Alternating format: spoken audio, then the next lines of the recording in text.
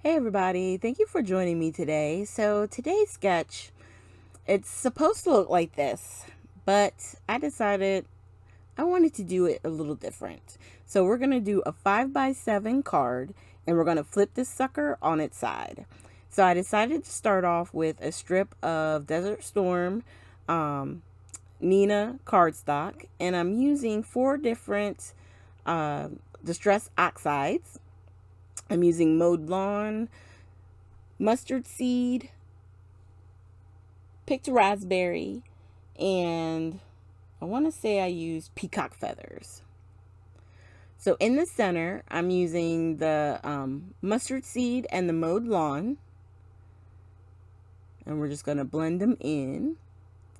And I did this one first because I wanted to make sure that I had my heart basically like right in the middle. I didn't measure, I didn't, make sure I was like dead center, but to me, this was the most center. And then I'm going to base the other two hearts off of this one, okay? And what I'm going to do is I take one of my colored pencils and I line up my Tim Holtz ruler, and making sure that I'm even, I just draw 2 lines, and those really light lines are going to help me in placing the bottom part of the heart, so that I have a certain amount on the side of the heart, so much that's crossing over on the center heart, and then, my point is at the red line, so that way it lines up. So I'm doing a little bit of the mustard seed on this one, and then the picked raspberries. And the best part with the yellow and the pink is that with the way that they blend together in the middle, as I keep blending, I'm going to wind up creating a faint hint of orange. So you get almost 3 colors out of the 2. And you just keep blending until you get it to the blend of your choice. And you can always add more color, stuff like that. So this one we're going to peel off, and then I'm going to clean off the stencil again, and then do the same thing on the other side, except with this side we're going to do the Mowed Lawn and the Peacock Feathers.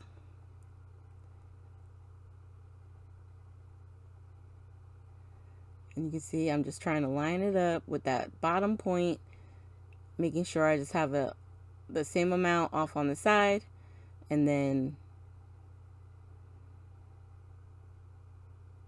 starting with the green. And on this green, because I did that first one, it was a little bit darker. You're going to be able to see sort of like the heart peeking from behind. But we just keep blending.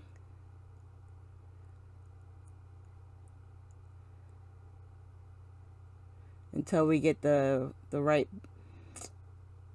kind of like you don't want it to be a sharp line. You just want it to be almost like a light fade going from the one to the other.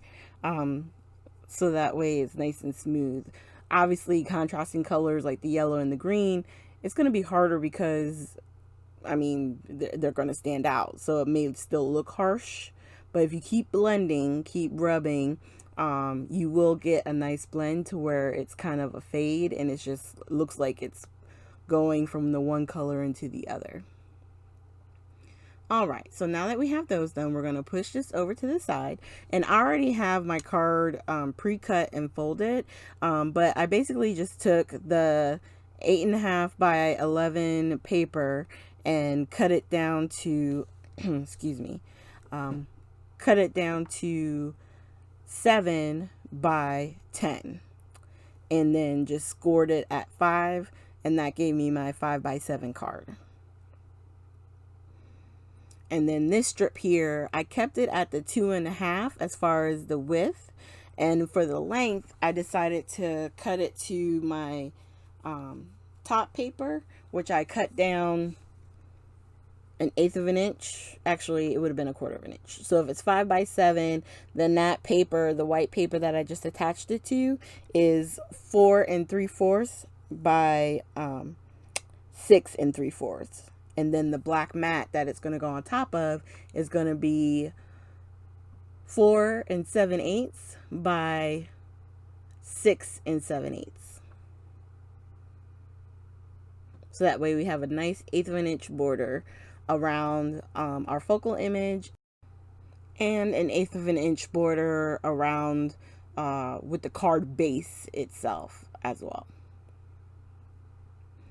So we're just going to go ahead and use the tape runner and use some art glitter glue to allow me time to be able to move it around if it's not completely even. And then we're going to lay it down and get it ready to attach to our card front. So I'm just showing you the size. Like I said, it's 5 by 7. And then I ran out of tape, of course. It never fails. So I'm grabbing a refill, and I'm trying to get it out of the package, which is always fun. But whenever I take this out, it always seems like the tape is uneven and doing something weird. But this time I was able to salvage it and get it in, and then we can go about using the tape runner. All right. Art glitter glue again. And like I said before, I don't know if I say it every video, but I try to, because I use the art glitter glue with the tape runner or ATG tape to allow time to be able to pick it back up off the project or to move it around. If you ever have problems with, you put something down crooked and you try to take it off and it's tearing your paper, add some wet glue to it and it'll buy you a little bit of time, I promise. So I already have a pre-sentiment strip cut out, and I'm just going to attach this to the front of the card using the phone strips from Tailored Expression. And on the first card that I did, when I pull it in, you'll see I did not put the foam behind that sentiment. That one I just taped straight to the card. So you can do it either way. I always say it all depends on how I have to give it to the person. If I'm mailing it, I may watch like how much of the foam and layers and stuff like that I'm going to do.